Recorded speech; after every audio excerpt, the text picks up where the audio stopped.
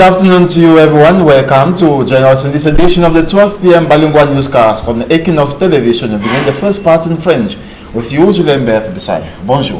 Good morning to you, Innocent Azé. Mesdames et messieurs, bonjour à toutes et à tous. Merci de choisir Equinox Télévision pour vous informer. À moins d'une semaine du grand dialogue national annoncé par le chef de l'État, les consultations préparatoires se poursuivent dans les services du Premier ministre à Yaoundé. Des leaders d'opinion anglophones ont été reçus hier à Keremouna. Eric Tindie, les femmes de la Task Force du Nord-Ouest et Sud-Ouest ont exprimé la nécessité de donner aux populations des garanties d'un dialogue franc devant conduire à des réformes institutionnelles audacieuses. Le compte-rendu de cette rencontre avec Emmanuel Diobé-Gizogo. Une nouvelle journée de concertation au Premier ministère avant le dialogue national et quelques inquiétudes mises en avant.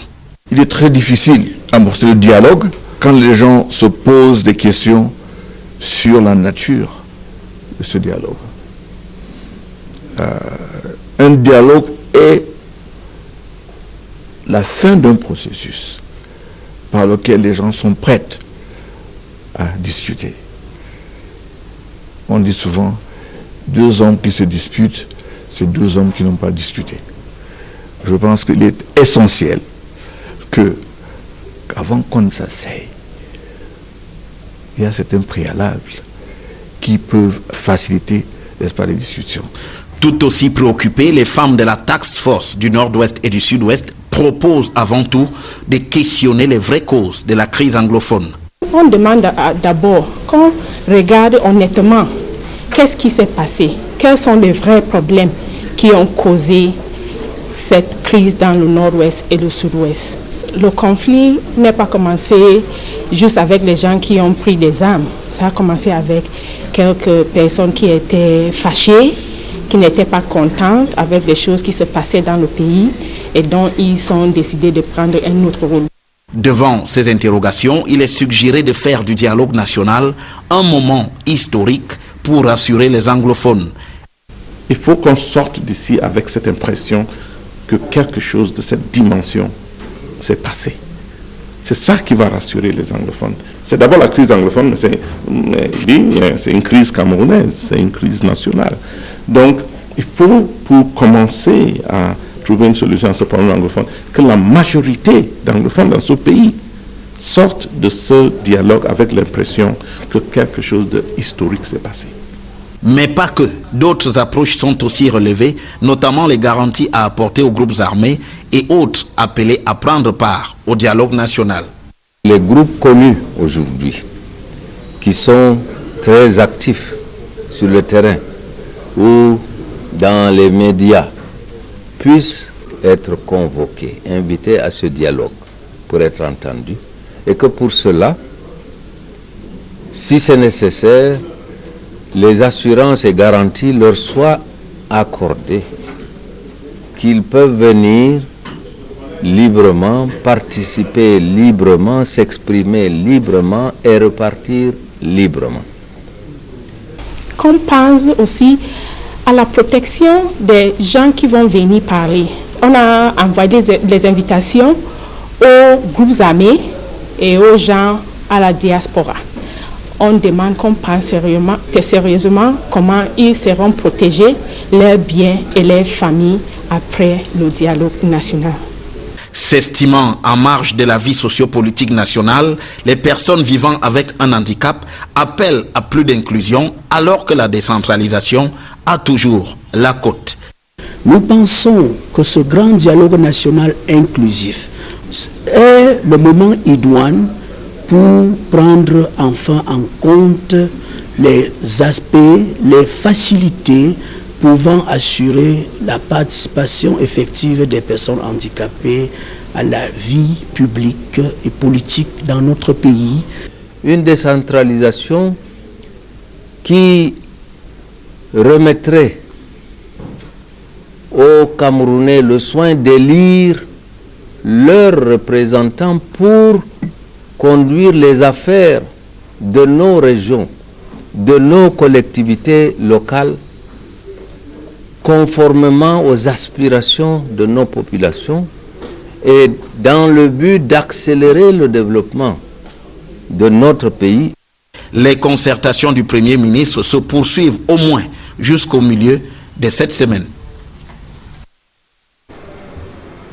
Il convient de rappeler qu'Edith Kawala fait partie des personnalités conviées à l'immeuble Étoile, mais selon un communiqué de son parti, elle n'a pas effectué le déplacement, estimant qu'il n'y a aucune nécessité à répondre à une invitation informelle dont elle a pris connaissance sur les réseaux sociaux.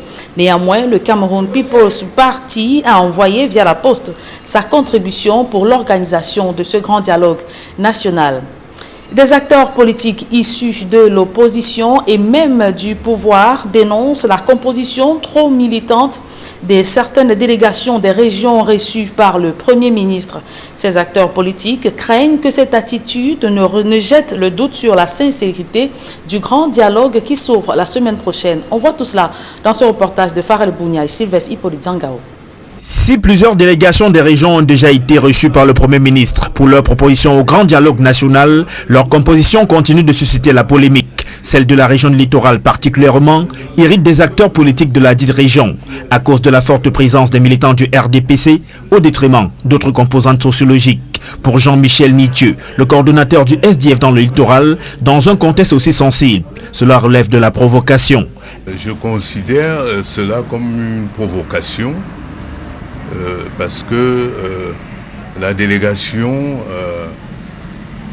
conduite par le gouverneur du littoral ne reflète pas la diversité de la région du littoral, qui est la région la plus cosmopolite du Cameroun. Tout ceci est un très mauvais présage. Même Charles Elisan, le président de la section de l'OG-RDPC à Voury 2, pense que cette liste est demeurée trop militante et non représentative.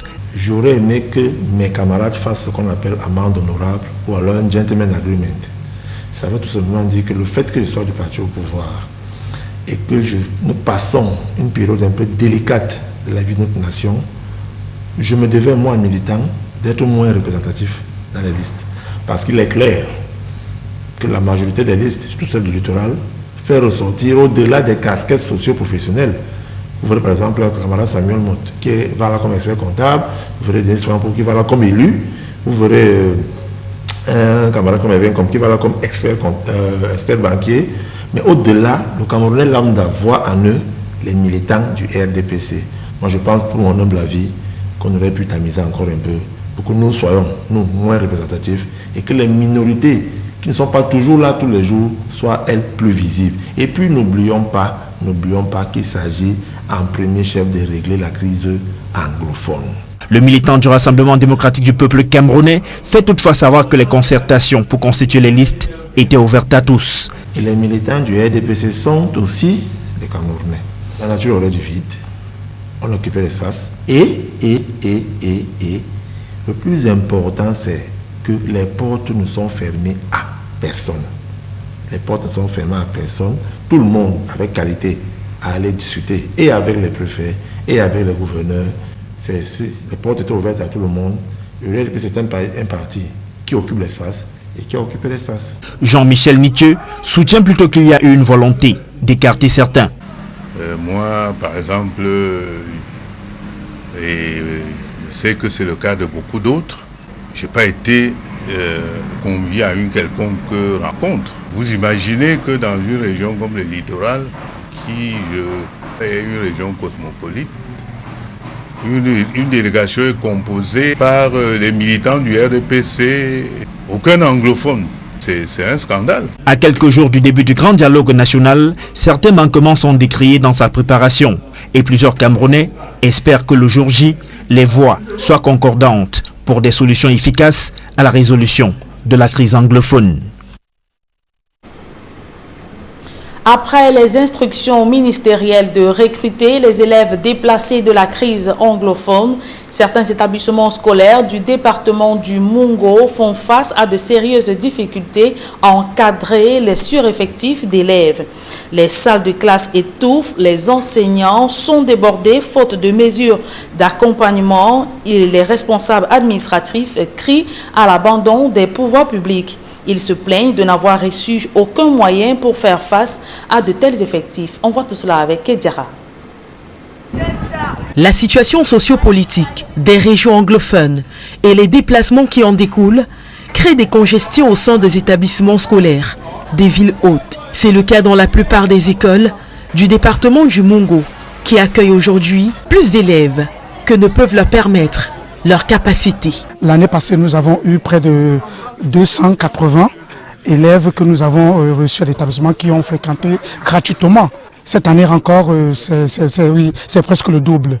Nous ne savons pas si nous allons arriver. Dans la plupart de ces établissements, les enfants sont très souvent amenés à suivre des cours dans des conditions dégradantes qui n'honorent pas le concept de l'école moderne tel que vanté par le président de la République. Car si des instructions ont été données par les autorités afin que ces établissements puissent accueillir sans aucune forme de procès des enfants déplacés de la crise anglophone, jusqu'ici, aucune mesure d'accompagnement véritable n'a été implémentée. On a un problème de banc. Tellement, si vous allez dans les salles de classe, vous trouverez que les enfants sont assis sur les parpaings. Avec cet accroissement de nos effectifs, il faut de nouvelles salles de classe. C'est pour tenter d'interpeller cette administration qui oublie que des réunions de travail se sont tenues sur la quasi-totalité du département du Mungo, entre les responsables d'établissements, d'associations des parents d'élèves et enseignants, et de l'administration. Si le gouvernement ne fait pas quelque chose pour aider l'association de l'APPE, franchement, nous ne savons pas si nous allons nous en sortir avec ce problème de crise anglophone. Au cours de ces réunions, les besoins en table bon, salles de classe, enseignants et en matériel didactique ont été signalés. Des besoins nécessaires à l'encadrement efficace de ces enfants afin de faire d'eux des adultes éduqués, responsables et ambitieux.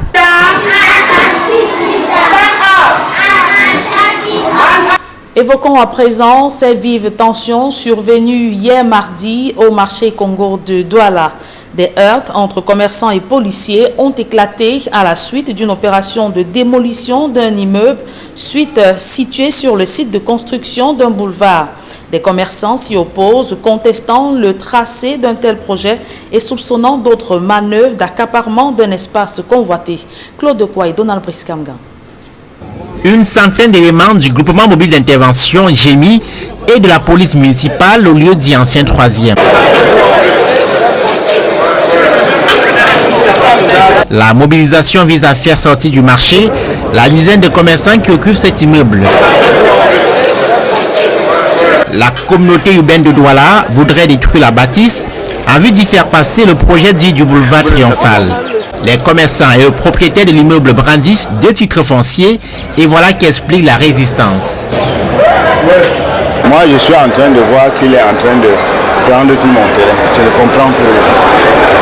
Or, la partie où j'avais déjà cédé en 2014 à la communauté contre une somme de 52 850 000 a été cédée et c'est cette partie qui empiétait le boulevard sur mon titre. Dans la foulée, des blessés ont été enregistrés lors des affrontements entre la force publique et les commerçants. On a tiré pour nous chasser de haut. Comment il est arrivé là? On a tiré sur Tani Narcisse, mon assistant. Les agents de la communauté urbaine de Douala ont opéré une levée topographique sur le site corrélé. Si cette partie du marché Congo est restée timide dans la journée, le bras de fer entre les protagonistes semble loin d'être terminé. Un public reportage dans ce journal. L'Institut privé d'enseignement supérieur Pigier a célébré ses jeunes diplômés ayant suivi une formation de qualité et prêts à intégrer le monde de l'emploi. Reportage. Arrivés en fin de formation, ils sont nombreux à avoir reçu de manière solennelle leur diplôme de licence et master professionnel de Pigier Cameroun pour les premières promotions de MBA, des certifications Microsoft et des diplômes du DELF et DALF, des prix aux apprenants les plus méritants, aux enseignants qualité ainsi qu'aux partenaires. C'était devant un parterre de personnalités au rang desquelles le gouverneur du littoral et le préfet, le recteur de l'université de Douala, des éminents professeurs, des chefs traditionnels ainsi que de nombreux parents. Un véritable moment de célébration, de réussite, mais aussi de projection vers l'avenir, notamment dans le monde professionnel, tel que l'a réitéré le promoteur de PIGE Cameroun. Est-ce que vous êtes arrivé? C'est la question que je me posais. Donc il n'y a pas d'arrivée. L'arrivée est une limite de possibilité maximale. Donc vous ne serez jamais définitivement arrivé parce que rentrer dans une vie, il n'y a pas de vie d'arrivée. Le gouverneur, représentant personnel du ministre de l'Enseignement supérieur, a appelé les récipiendaires à ne pas dormir sur leur laurier, mais au contraire à être prêts à affronter l'école de la vie. Les parchemins qui sont délivrés et que nous faisons aujourd'hui constituent certes des références éthiques de savoir-faire. Il existe une fracture entre l'école du savoir et l'école de la vie.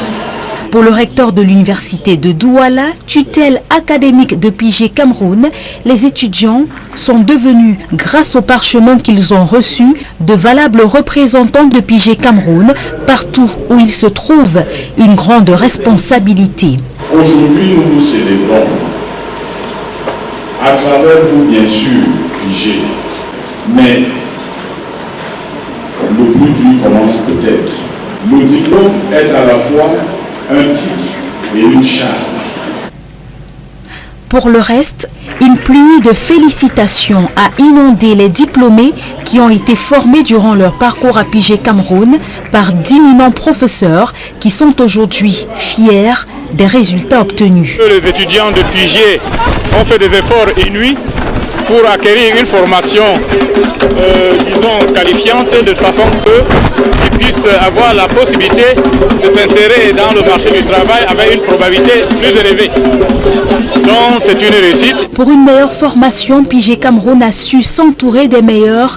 C'est le cas dans le domaine des technologies de l'information et de la communication. Ici, nous avons environ une centaine d'étudiants qui ont passé l'examen Microsoft Office. Ça, il faut le rappeler, est le logiciel le plus utilisé dans le monde en entreprise. Donc deuxièmement, parce que ça permet de pousser une dynamique de jeunes spécialistes sur les technologies de pointe dans nos institutions universitaires. La joie est grande pour les diplômés qui sont prêts à affronter le monde de l'emploi. Moi c'est Sandro Malaïka, promotion 2017-2018 PIGE, master professionnel en master management de la qualité des projets. Aujourd'hui c'est un sentiment de satisfaction, atteindre des objectifs. Bon, une étape complètement accomplie et on attend la prochaine. On espère avoir le doctorat si possible. Aujourd'hui je reçois mon diplôme en négociation et communication multimédia. En fait c'est une licence professionnelle. Ce que je dis de PIGE c'est que c'est une bonne école et ce qui est impressionnant ce sont les professeurs qui sont vraiment de professionnels. PIGE Cameroun a su au fil des années se faire une place de choix dans un univers hautement concurrentiel. La bonne nouvelle pour cette rentrée académique 2019-2020 est le lancement officiel de PIGE Cameroun dans la ville de Yaoundé afin de permettre à tout étudiant de bénéficier d'une formation académique de qualité. La deuxième partie de ce journal est en langue anglaise avec vous, Innocent Azé. Good day once again. Merci, Julien Berdisai. Good day to you and to our viewers. Good afternoon. Thanks for staying with us. The Agbo Balas delegation has met with the captain of the Grand National Dialogue, Joseph John Gute, at the Star Building in the nation's political capital in a consultative meeting ahead of the National Dialogue. Agbo Bala requested, amongst other things, Anglophone majority on the dialogue table and equally general amnesty to be granted all those who have been arrested and detained in connection with the Anglophone crisis. He equally says that the dialogue should be an inclusive one with separatists in attendance and without them being arrested by government officials. This in order for peace to return in the two English-speaking regions of the country in particular and Cameroon in general. Take a listen as he was speaking to the press shortly after the discussion with the Prime Minister. Several things. We talked about the inclusiveness of the dialogue. that it was necessary for each and everyone who was concerned in one way or the other to be represented, whether you were separatist or whoever. If you are invited, you should come. We also talked about the fact that the gross and systematic human rights violations that have been committed by both parties, there should be a measure that accountability is brought into action, because we don't want a situation where such a thing will happen again in this country. We equally talked about the issue of amnesty, taking into consideration the fact that it might be too little too late to have amnesty for the time being, or that during the dialogue the participants could raise the issue. We talked about the situation in South Africa where amnesty was done upon application. That is something we also raised. But we equally talked about the number of persons who were supposed to attend. We looked at the fact that the perception that mostly francophones would overshadow anglophones could also be an issue. But the Prime Minister assured and reassured us that out of about 300 delegates, 200 will be from the anglophone region. So this is something which is very assuring, because if you follow on social media, there's a perception that most people believe that francophones would outnumber anglophones. And because the president himself said this was basically to find a solution to the anglophone crisis, we felt it was something that we raised. So these are many other issues where the fundamental things that we raised. We also asked him to ensure that those who are coming from the diaspora, those who are involved in separation, should be guaranteed that when they come, they will not be arrested. And he explained in a very typical professorial manner, and like in a politician also, that in African tradition, you don't invite somebody in your house and you arrest the person after. So these were things that were assuring, because some of us are in the front line. We talk to our friends who are in the separatist movement, we talk to those who believe in federation, and we talk to those who have apathy with regards to the process. So at least we can be able to explain to them that I came, I saw, and to be honest, I think we should give dialogue a chance. I said on my Facebook page and on Twitter, when the president announced the dialogue, that let us give peace a chance. You know, it would never be perfect. They would have shortcomings. On his part, former international journalist Eric Chinje says that the price for peace must be paid by each and every Cameroonian. This for peace to return in the country. Take a listen.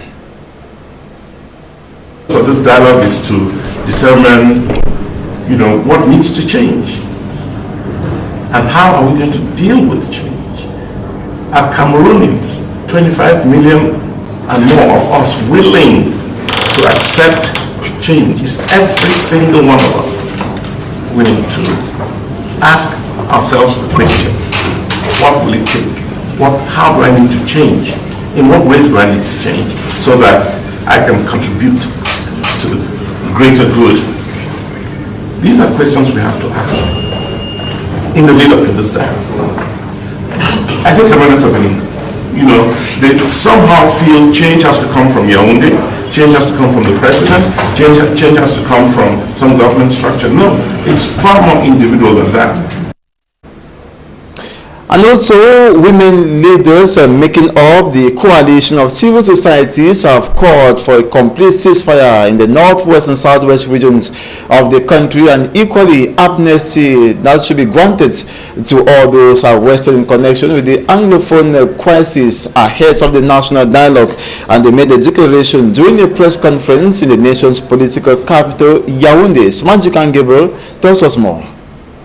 As the Prime Minister continues to receive different delegations in the pre-dialogue suggestions, the Coalition of Civil Societies for Peace and Human Rights and Democracy have urged both parties for a ceasefire before the start of the national dialogue. La coalition rappelle The coalition urges that the national dialogue should be in line with the 1961 constitution, calls on the conflicting parties to cease fire within 2 weeks so that it will facilitate the peaceful holding of the national dialogue.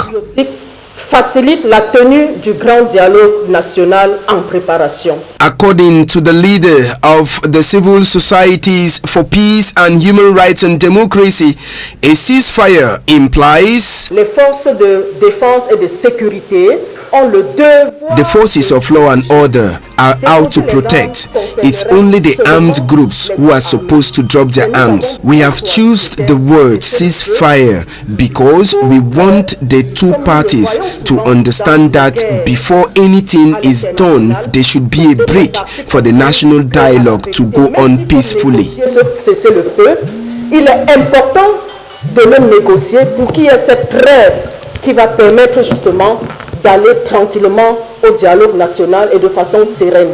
After the ceasefire must have been done, the coalition is calling on the government to facilitate the successful holding of the dialogue by granting amnesty. La coalition sensibilise le gouvernement. The coalition also urges the government to put in place a favorable condition to ensure a successful dialogue by offering an amnesty to guarantee the successful holding of the national dialogue and national reconciliation. La réconciliation nationale. The coalition of civil societies for peace and human rights and democracy is mostly made up of female leaders who are pleading for the protection of women and children in the war zones. The 74th United Nations General Assembly has opened in New York. That was yesterday, with the remarkable absence of the President of the Republic, Paul Biya, amongst the 134 heads of states expected. And Cameroon's president, like other presidents in Africa, is staying away from a United Nations General Assembly, which has been described by many as very crucial. Details with Fomi Armstrong Sander. Issue for Cameroon or Africa on day one of the 74th United Nations General Assembly is the remarkable absence of His Excellency President Paul Biya. Widely referred to as the Dean of the Central African Sub-Region, Paul Biya is represented by Cameroon's Minister of External Relations, Lucien Belambela. Paul Biya is not the only leader absent, at least not the only one in Africa. His Gabonese counterpart, Ali Bongo Ondimba, whose health situation is still making headline news in Gabon, is also absent. Cyril Ramaphosa of South Africa announced several days ago that he will be concentrating on domestic issues rather than traveling to New York. South Africa is still battling with xenophobic violence and a wave of nationwide protests against increasing gender-based violence.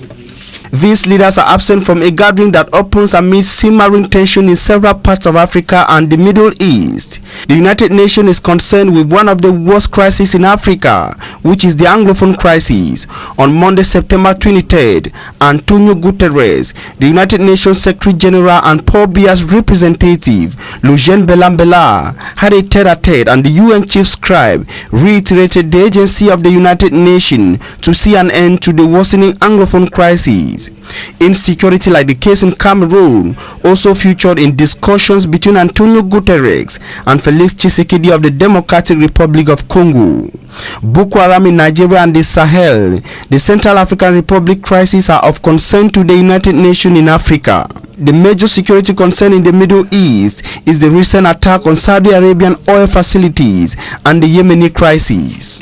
But the 143 leaders gathered in New York, though with the absence of some few, will also be concerned with climate change, epidemics like the Ebola virus, and the economic war between the United States and China. The UN Secretary General, in his opening speech, said the world risks splitting into two, with the two largest economies, the United States and China, creating rival internet, currencies, financial roles, and their own zero-sum geopolitical military strategies. And now in education, we look at the adverse consequence of the Anglophone crisis, or the armed conflicts in the two English-speaking regions of the country, notably in receiving towns or cities like the Mungo division of the Litowalo region. The number of children who have been displaced continues to rise, and thousands of them have been enrolled in different educational establishments. As a result, the schools have limited benches to have these children sit on, equally insufficient classrooms, as well as a lack of teachers among accounts for some of the problems that these schools are facing. More with Hemini Luga.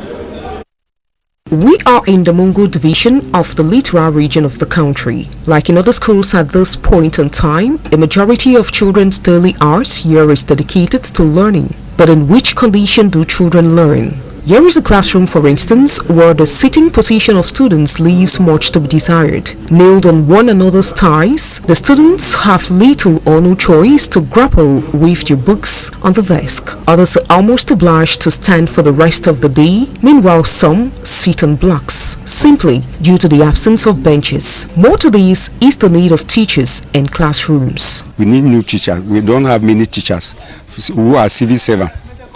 And we need to build new classes in order to recruit our students who come from Northwest and Southwest.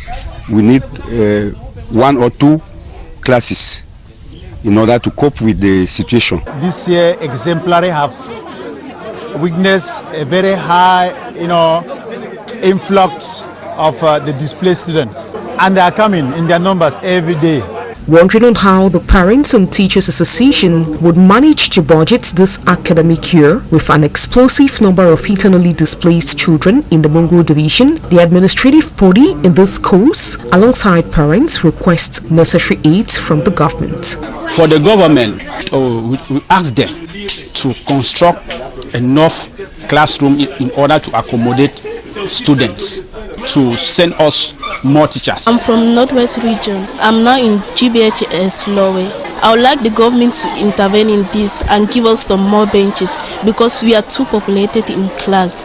If the government intervene in this, I will be very happy and also provide us more teachers. As perceived, in a good number of schools within the Mungo division, much is expected to ensure the quality education of school-going children who ask nothing else but quality education in an appropriate environment. And that's it for this edition of the 12 p.m. bilingual newscast on Equinox Television. Thanks so much for watching. Take the rendezvous and meet us at 4 p.m. for another. Julien Berg-Bissaye, on se revoit à 16h. Vous l'avez dit, Innocent Azé, on se revoit à 16h. Mesdames et messieurs, c'est ici que s'achève cette édition bilingue du journal. Merci de l'avoir suivi.